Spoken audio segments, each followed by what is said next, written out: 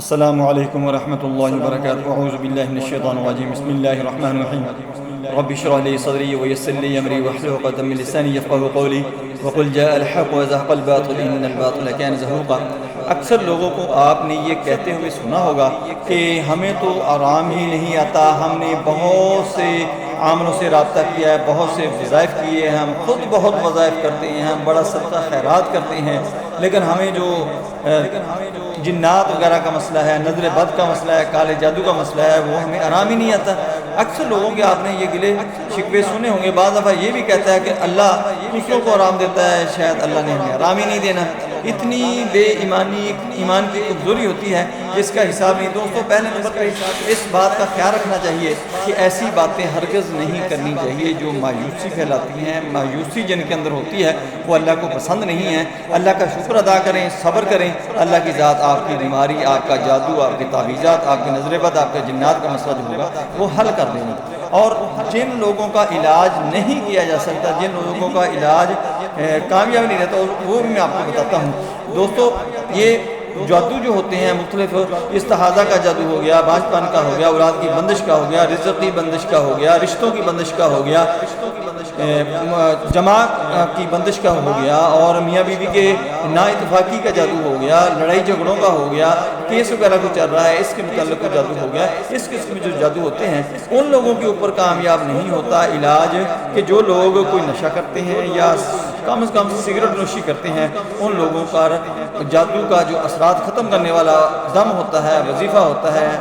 علاج ہوتا ہے، عمل ہوتا ہے، وہ کام نہیں کرتا۔ دوسرے نمبر پہ جو لوگ ہیں جن کے ہاتھ اور پاؤں کے ناخن بڑے ہوئے ہوتے ہیں، ان پر بھی یہ جادو اور وظائف جو ہیں، جادو توڑنے والے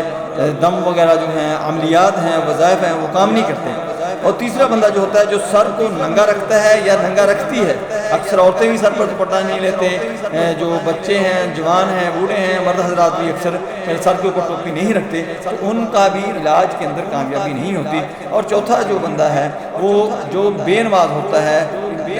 تلاوت نہیں کرتا، حرام حلال کی تمیز نہیں کرتا، وہ بھی جادو کا علاج جو ہے وہ کامیابی سے نہیں کروا سکتا، نہ کبھی اس کے اندر عمل اس کے اوپر کامیاب ہو سکتا ہے، کیونکہ وہ تو حرام کھا رہا ہے، نماز نہیں پڑھتا، تلاوت نہیں کرتا، ہاتھ کے پاؤں کے ناخن بڑے ہوئے ہیں، سر ننگا رکھتا ہے،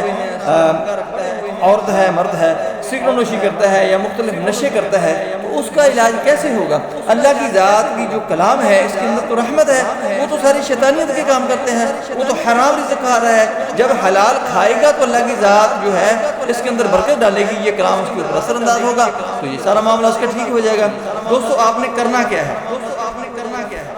آپ نے یہ کرنا ہے کہ اگر اس قسم کا مریض آپ ہیں یا آپ کا کوئی دوست احباب ہے، کوئی بہن بھائی ہے، کوئی بھی ہو سکتا ہے، کلاس فیلو ہو سکتا ہے، کولیگ ہو سکتا ہے، تو آپ نے اس کو کہنا ہے کہ سورہ بقرہ کی جو تلاوت ہے وہ کرے، اور اس کے ساتھ ساتھ سورہ فلق، سورہ ناس 3 دفعہ پڑھیں۔ پورا وظیفہ میں آپ کو بتا دیتا ہوں کہ اول آخر درود ابراہیم پڑھنا ہے، یعنی نماز والا درود پڑھنا ہے۔ آپ نے 11 مرتبہ آپ نے سورہ فاتحہ پڑھنی ہے، اور 11 مرتبہ ہی آیت الکرسی پڑھنی ہے۔ سورہ بقرہ کا آخری رکوع جو ہے وہ آپ نے 1 دفعہ پڑھنا ہے۔ سورہ فلق ناس جو ہے وہ آپ نے 3 دفعہ پڑھنی ہے۔ اگر آپ کو یہ تلاوت نہیں کرنی آتی یا آپ کو ڈر ہے کہ ادائیگی و تلفظ کا مسئلہ بن جائے گا، تو میں اس کی تلاوت کر کے ریکارڈ کر دیتا ہوں، وہ آپ نے سنا کرنی ہے، اور اپنے قریب پانی رکھ لینا ہے، وہ پانی پیتے رہیں اور اپنے چہرے کے اوپر مارتے رہیں، اپنے ہاتھوں کے اوپر چھٹکار کر پھونک مار کے آپ نے اس کو اپنے جسم کے اوپر پھیر لیا کرنا ہے۔ دن کے اندر یہ 2 دفعہ اپنے دم سننا ہے۔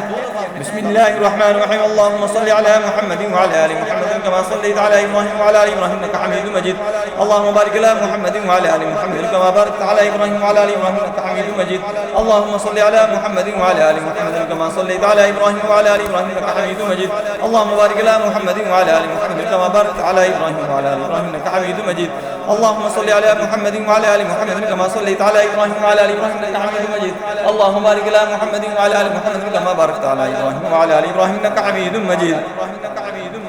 الحمد لله رب العالمين الرحمن الرحيم مالك يوم الدين، إياك نعبد وإياك نستعين، اهدنا الصراط المستقيم صراط الذين أنعمت عليهم غير المغضوب عليهم ولا الضالين آمين۔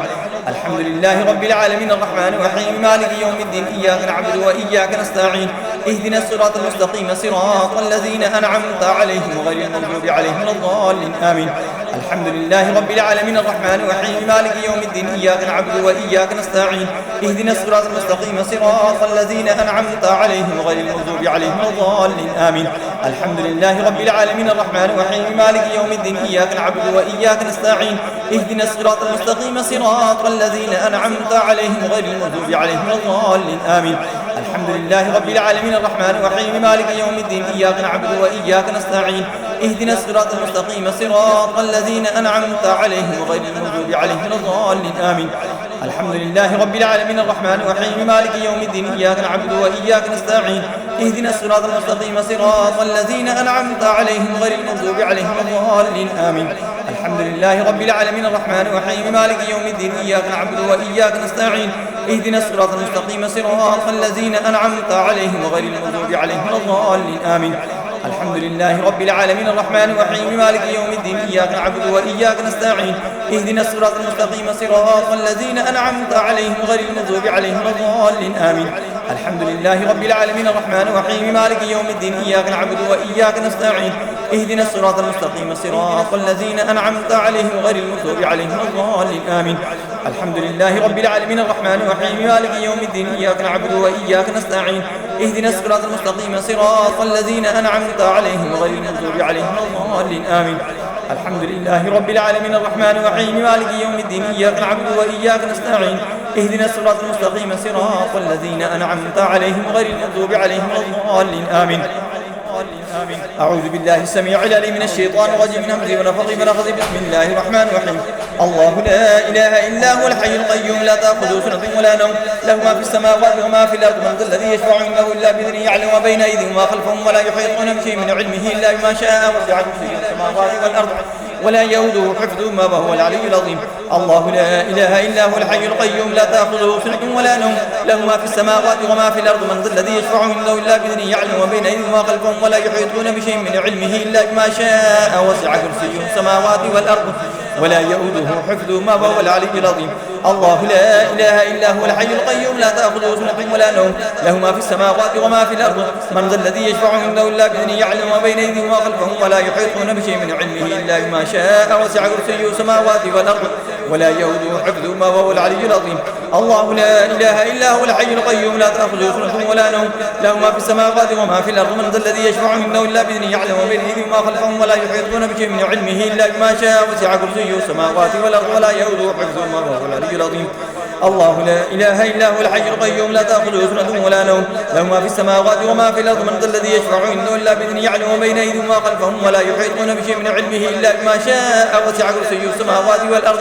ولا يؤوده حفظهما وهو العلي العظيم الله لا إله إلا هو الحي القيوم لا تأخذه سنة ولا نوم له ما في السماوات وما في الأرض من ذا الذي يشفع عنده إلا بإذنه يعلم ما بين أيديهم وما خلفهم ولا يحيطون بشيء من علمه إلا بما شاء وسع كرسيه السماوات والأرض